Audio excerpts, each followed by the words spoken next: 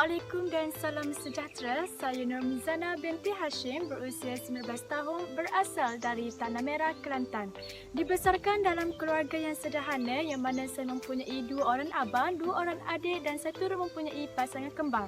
Disebabkan umur saya dan 2 orang abang saya terlalu rapat, iaitu setahun seorang, saya melihat kesusahan yang dialami oleh kedua ibu bapa saya untuk membesarkan kami dan ini mendorong saya untuk berbakti kepada mereka.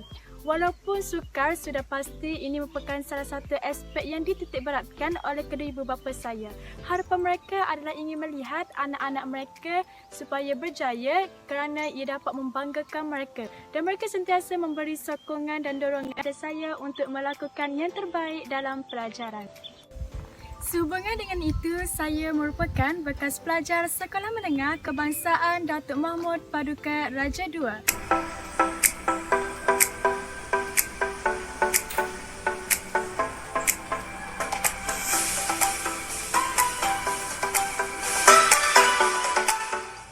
Semasa di sekolah menengah, saya merupakan seorang pengawas sekolah dari tingkatan 2 hingga tingkatan 5.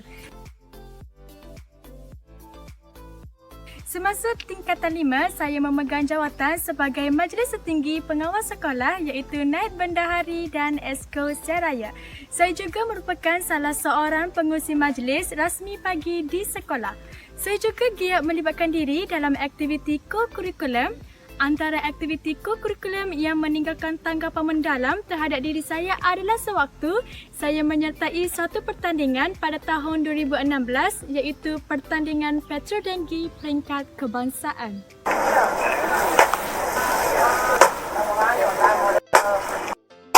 Ada jamur, kita derita. Ada Adis, kita merana. Ada dengki, kita sengsara. Secara lazimnya, niat untuk menyertai pertandingan ini hanyalah sekadar untuk bersukaria. Tetapi sejak daripada itu, saya mulai mengenal erti kerjasama dan tanggungjawab. Hal ini kerana sewaktu dalam tempoh pertandingan, saya dan pasukan seringkali melibatkan diri dalam aktiviti kesukarelaan yang mana kami sentiasa pergi ke sekolah-sekolah, area perumahan, pasar-pasar dan banyak lagi tempat lain untuk mempersembahkan bicara berirama kami tentang bahayanya dengki. Selain itu, saya juga aktif dalam unit beruniform iaitu pengangkap. Saya telah menghadiri dan berjaya menyelesaikan Perkhidmatan Agung Persekutuan Pengangkap Malaysia Daerah Tanah Merah dan dianugerahkan sijil pencapaian emas.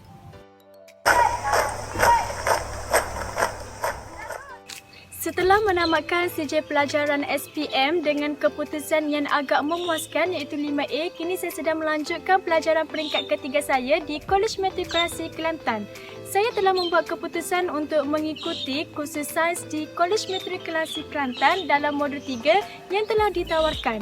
Dengan adanya subjek biologi dalam modul ini, ia membuka peluang kepada saya untuk meneruskan pengajaran saya dalam bidang ini supaya saya dapat menjadi seorang guru biologi di mana-mana universiti ditempatkan pada peringkat sarjana muda nanti. Antara universiti yang menawarkan kursus ini ialah Universiti Sains Malaysia USM, UPSI dan lain-lain lagi. Saya juga ingin memohon beasiswa Yayasan Tengku Abdul Rahman. Hal ini kerana saya ingin meringankan bebanan keluarga saya dalam menampung perbelanjaan dan kos yang digunakan dan saya juga dapat mengukuhkan keuangan saya untuk membeli keperluan asas yang mencukupi dan membayar yuran-yuran tanpa memikirkan soal keuangan. Selain itu, saya mempunyai satu pemikiran yang positif yang mana bagi saya setiap tindakan kita adalah bergantung kepada cara bagaimana kita berfikir. Sebagai penghulu kata, saya berharap setiap tindakan dan keputusan yang saya lakukan mampu untuk membanggakan kedua ibu bapa saya dan juga diri saya sendiri. Sekian, terima kasih.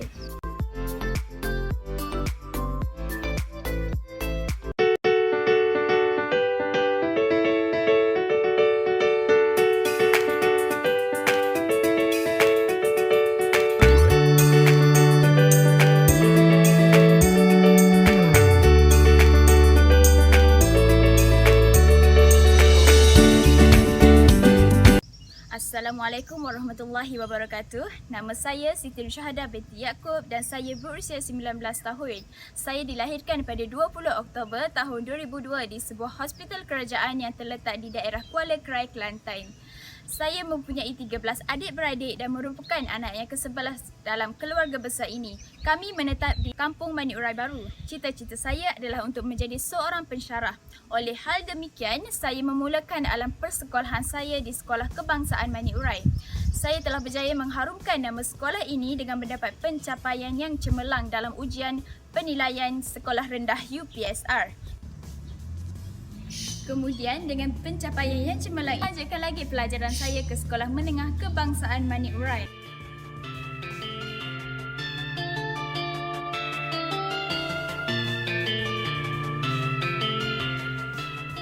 Di sekolah ini, saya turut mengharumkan nama sekolah dengan mendapat pencapaian yang cemerlang dalam kedua-dua peperiksaan yang besar iaitu Pentaksiran Tingkatan 3 dan Sijil Pelajaran Malaysia. Aktif dalam bidang kurikulum tidak bermaksud saya pasif dalam bidang co-kurikulum. Sebagai contoh, aktiviti co-kurikulum yang saya telah sertai ialah saya menjadi pengerusi majlis dalam beberapa majlis rasmi seperti pengerusi majlis untuk mengerusi majlis pertandingan hafazan di Sekolah Darussalam. Selain itu, saya turut menyertai kem kadet bomba dan penyelamat peringkat negeri. Dalam kem ini, saya telah belajar untuk menjadi seorang yang berdikari dan cekal dengan menghadapi cabaran-cabaran yang telah disediakan oleh pihak pengajar dalam kem ini. Seterusnya, saya turut menjadi seorang fasilitator bersama 7 orang yang lain di sebuah kem kepimpinan pengawas sekolah.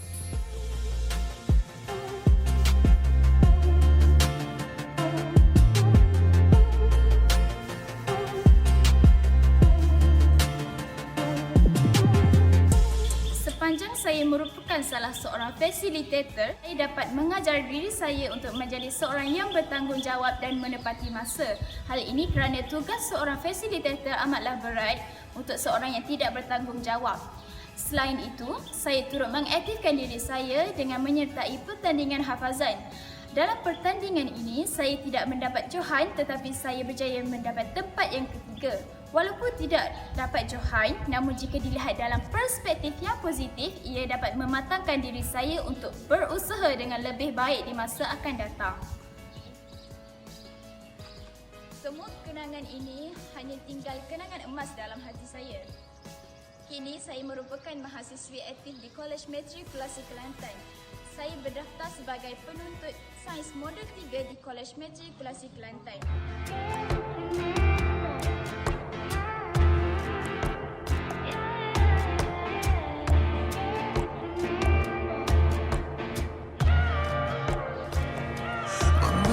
세상이 멈췄어 아무런 네가 변함없이 오는 기다림을 몰라서 눈치 없이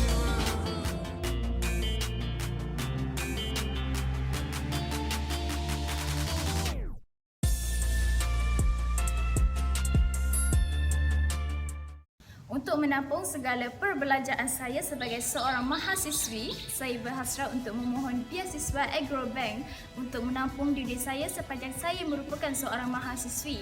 Hal ini juga dapat meringankan beban ibu bapa saya untuk menampung saya kerana saya mempunyai ramai adik-beradik untuk ibu bapa saya tanggung.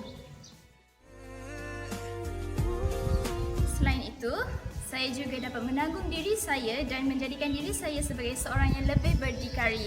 Sekian sahaja daripada saya. Terima kasih.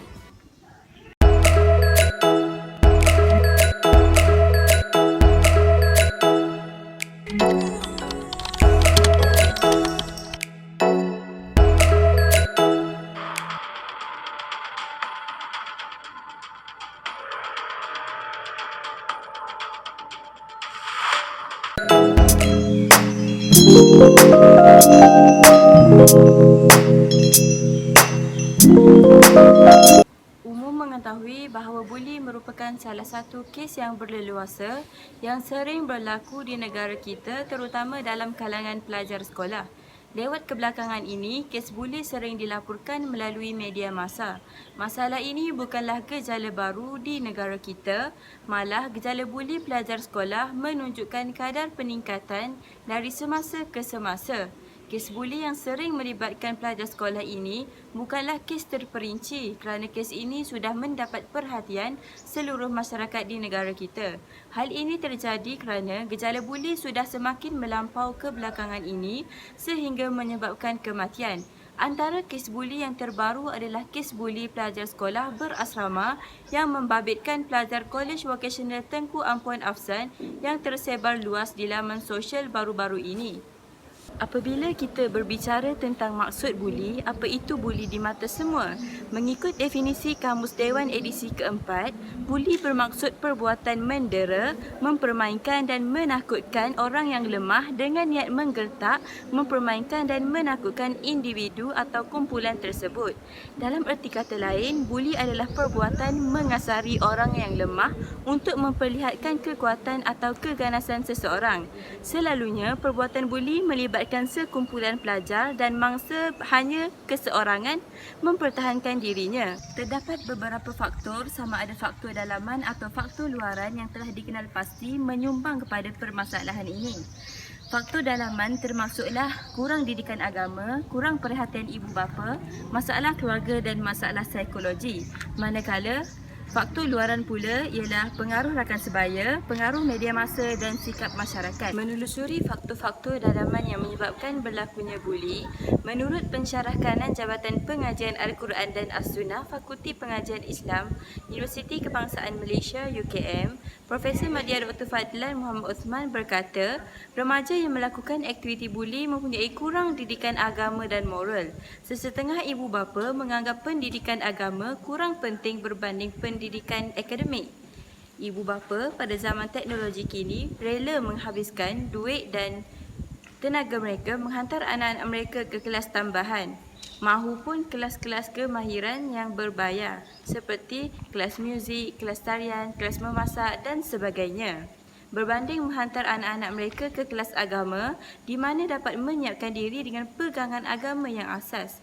Faktor dalaman yang kedua ialah disebabkan oleh kurangnya perhatian daripada ibu bapa. Peranan ibu bapa merupakan tunjang utama dalam hal ini kerana anak-anak diibaratkan sebagai kain putih, ibu bapa yang mencorakkannya. Jadi ibu bapa perlu memberikan perhatian yang lebih kepada anak-anak. Pelaku buli atau mangsa buli kebiasaannya adalah dari kalangan anak-anak yang mempunyai ibu bapa yang terlalu sibuk dengan kerja mereka sehinggakan tidak dapat memantau aktiviti harian anak-anak mereka. Seterusnya, faktor masalah keluarga yang berpunca dari keretakan ibu bapa seperti penceraian. Hal ini kebiasaannya mengganggu emosi anak-anak. Tambahan lagi, jika kawan-kawan mereka mengetahui tentang penceraian ibu bapa mereka, mereka akan diejek atau digelar. Hal ini juga akan mengganggu emosi dan mental mereka. Selain itu, faktor masalah psikologi yang berlaku terhadap pelajar seperti depresi, anxiety dan stres. Pelajar yang mengalami masalah ini mudah menjadi mangsa buli dan berkemungkinan menjadi pelaku buli. Seterusnya, bergerak kepada faktor luaran, contohnya pengaruh rakan sebaya. Para pelajar yang masih berumur setahun jagung dan berdarah setampuk pinang ini mudah terpengaruh dengan tindakan rakan-rakannya. Jika kawan-kawannya merupakan pembuli, maka pelajar tersebut juga akan terikut-ikut perbuatan kawannya supaya dapat diterima oleh ahli-ahli kumpulannya. Pengawasan yang longgar di sekolah juga menjadi punca berlaku buli kerana telah memberi peluang kepada pelajar yang ingin menjalankan aktiviti pembulian mereka terhadap pelajar lain. Dalam pada itu, menurut satu petikan dari berita harian online, media massa juga merupakan salah satu faktor yang menyebabkan berlakunya buli. Aksi-aksi keganasan yang ditunjukkan dalam media sosial seperti laman Facebook atau YouTube, gaya pertuturan dan tingkah laku yang ditayangkan di media elektronik serta media cetak menjadi ikutan kepada para pelajar sehingga seolah-olah pelakon itu menjadi role model bagi golongan remaja. Mereka mempunyai sikap ingin mencuba dan mudah terpengaruh akan aksi-aksi yang dilakukan itu. Di samping itu, punca berlaku buli ialah sikap masyarakat yang mendiskriminasi bekas pembuli. Masyarakat tidak seharusnya terus-menerus menganggap mereka sebagai pembuli. Sebaliknya, masyarakat perlu menyokong dan mendorong bekas pembuli supaya berhenti membuli. Mereka juga sewajarnya mendoakan agar mereka sedar dan insaf atas kesalahan yang dilakukan. Walaupun kadangkala perbuatan itu tidak boleh diterima akal dengan sifat yang dianggap tidak berperi kemanusiaan.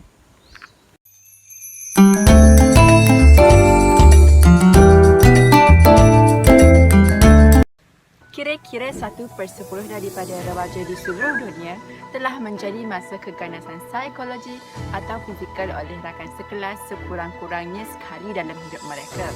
Satu penyelidikan baharu yang dilakukan oleh pasukan penyelidik di Martin Luther University, Halle-Wittenberg telah menunjukkan bahawa kedua-dua iaitu mangsa buli dan pembuli mendapat kesan daripada aktiviti buli ini. Pada asasnya, gejala buli ini boleh dibahagikan kepada dua, iaitu buli mental dan buli fizikal. Buli mental ialah buli yang melibatkan kutuk mengutuk, ejek-mengejek dan menyindir seseorang. Buli fizikal pula melibatkan pukul, memukul dan sepak terajang yang hingga menyebabkan kecederaan kepada bangsa buli.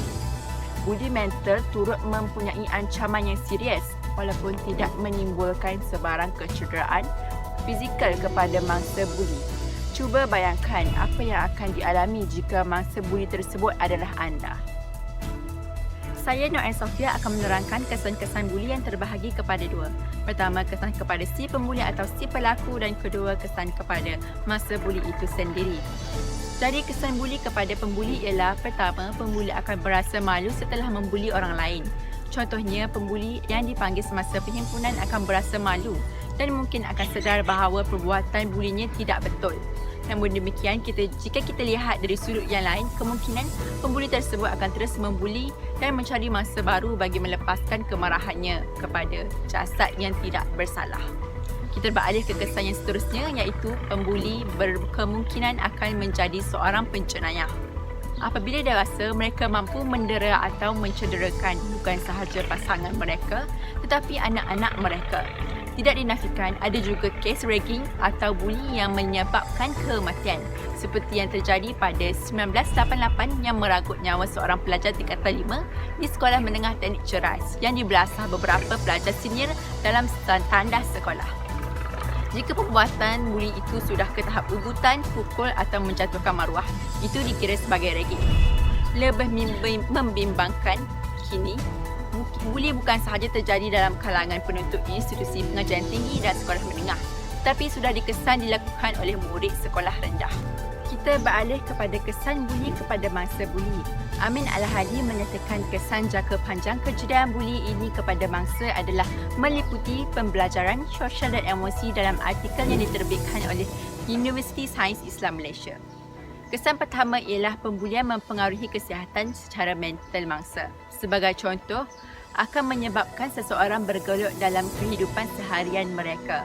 Jika pelajar tersebut mengalami kemurungan yang terlalu serius, dia berisiko untuk mencederakan diri atau membunuh diri. Pakar psikologi Kolej Universiti Sains Perubatan Cyberjaya, Profesor Datin Dr. Noran Fauziah Yaakob berkata, dalam kajiannya membabitkan 5,000 kanak-kanak di seluruh Malaysia, mendapati 2 daripada kes tersebut menyatakan mangsa buli ingin membunuh diri dan maklumat demikian dilanjutkan kepada kaunselor sekolah untuk tindakan yang sewajarnya. Kesan buli yang kedua ialah kesan terhadap prestasi pembelajaran serta kemahiran sosial di sekolah telah banyak dikaji. Antara masalah yang ditemui oleh pengkaji ialah mangsa buli ini tidak suka menghadiri sekolah, mempunyai masalah perhubungan dengan rakan-rakan dan pihak sekolah serta mengalami masalah yang melibatkan kesihatan jangka masa panjang. Perkara ini juga disokong oleh Rigby 1999 dalam kajiannya yang menyatakan bahawa mangsa buli berhadapan dengan masalah perhubungan yang negatif dengan pelajar lain dan pihak sekolah. Mereka juga menghadapi masalah konsentrasi dalam pelajaran serta dalam menguasai kemahiran yang diajar di sekolah. Mangsa juga menghadapi kesan-kesan yang lain seperti tidak pergi ke sekolah berpanjangan atau mengelakkan diri dari menghadiri aktiviti sekolah. Kesimpulannya, buli adalah satu fenomena yang berlaku di seluruh dunia dan lumrahnya di sekolah. Buli merupakan gejala yang perlu ditangani kerana ia merugikan negara yang sentiasa bergantung harap kepada kualiti sumber manusia yang maju. Fenomena buli dalam pandangan Islam adalah merupakan perkara yang bertentangan dengan ajaran Islam yang benar-benar menjaga dan memelihara keramahan insaniah dengan memahami kesan jangka masa panjang dan pendek. Gejala buli sangat penting bagi para kaunselor untuk membantu memberi intervensi yang sesuai kepada masa buli dalam membantu proses kepulihan dari kejadian buli ini. Assalamualaikum warahmatullahi wabarakatuh. Saya Firdaus Zainuliazi. Terdapat beberapa langkah yang boleh diambil untuk menangani masalah buli yang semakin berluas di negara kita. Yang pertama sekali, peranan kerajaan. Pihak kerajaan seperti Kementerian Pelajaran harus menitik beratkan isu kes buli ini dalam pelajaran di sekolah dengan melalui mata pelajaran tertentu seperti pendidikan moral, pendidikan Islam, pendidikan sivik dan sebagainya. Dengan itu, pelajar akan menyedari bahawa perbuatan buli ini merupakan satu kesalahan dan pelajar juga didedahkan dengan pelbagai maklumat tentang kesan buruk daripada perbuatan membuli dan cara-cara mengelakkannya daripada terbabit dalam kes buli ini. Seterusnya, ceramah atau kempen seperti kempen anti-buli juga boleh diadakan oleh kerajaan secara berterusan di setiap sekolah dari semasa ke semasa bagi menyediakan para pelajar agar menjauhi diri daripada gejala buli. Aktiviti seperti kuis tentang kes buli juga boleh dilaksanakan sebagai salah satu inisiatif dalam menangani masalah kes buli ini. Yang kedua ialah peranan sekolah. Pihak sekolah juga perlu sentiasa memastikan bahawa pengawasan di setiap pelosok kawasan sekolah seperti di belakang bangunan sekolah, kaki lima, sekolah yang sunyi diperketatkan supaya tidak memberi sembarang peluang kepada mereka yang mempunyai keinginan untuk membuli mangsanya. Pihak sekolah juga boleh menggalakkan para pelajar supaya menyertai kelab pencegah jenayah di sekolah dengan aktif. Hal ini kerana para pelajar akan memperoleh lebih banyak pengetahuan tentang cara-cara mencegah masalah kes buli sekiranya pelajar menjadi mangsa dalam kes itu, dan para pelajar juga boleh menyebarkan informasi yang diperoleh itu kepada rakan-rakan yang lain agar semua pelajar tahu akannya. Seterusnya ialah peranan pelajar. Para pelajar juga harus pandai memilih kawan kerana para pelajar biasanya akan mudah terpengaruh dengan perbuatan kawannya. Contohnya, jika kawannya minat membaca buku, maka pelajar tersebut juga akan dipengaruhi dan membaca buku bersama-sama. Perkara ini sama juga jika kawan pelajar itu sentiasa melibatkan diri dalam kes buli di sekolah. Para pelajar juga harus berada bahu dengan pihak sekolah dalam usaha untuk membendung gejala ini. Para pelajar yang ternampak kes buli itu berlaku atau menjadi mangsa pembuli harus memberanikan diri untuk melaporkan kepada pihak sekolah dengan segera agar masalah itu dapat diatasi dengan secepat mungkin demi kesejahteraan sekolah.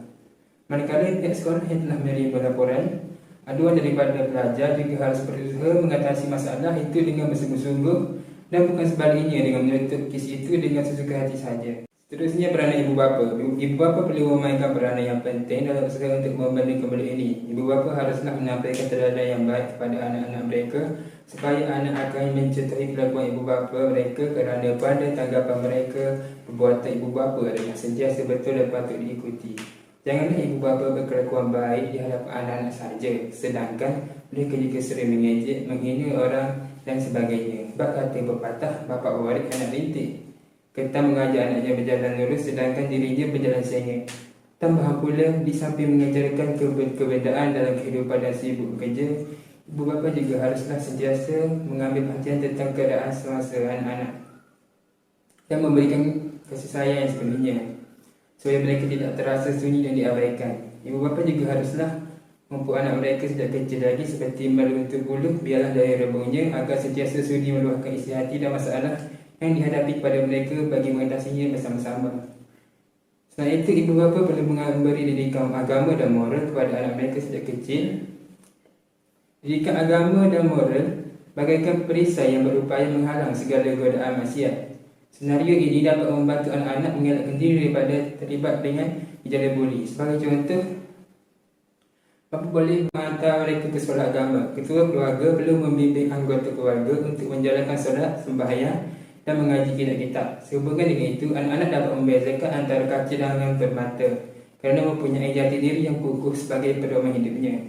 Selain itu, ibu bapa dan juga bertanggungjawab untuk mengawasi pergerakan anak-anak.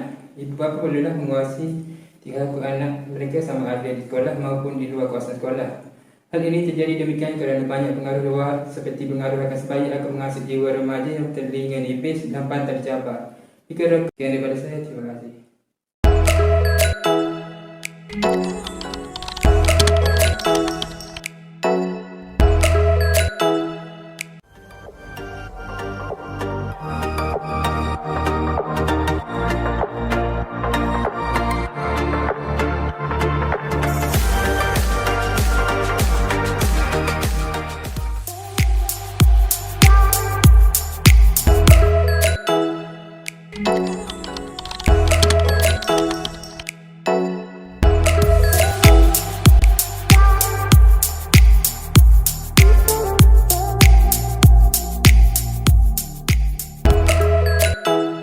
Sekian, terima kasih.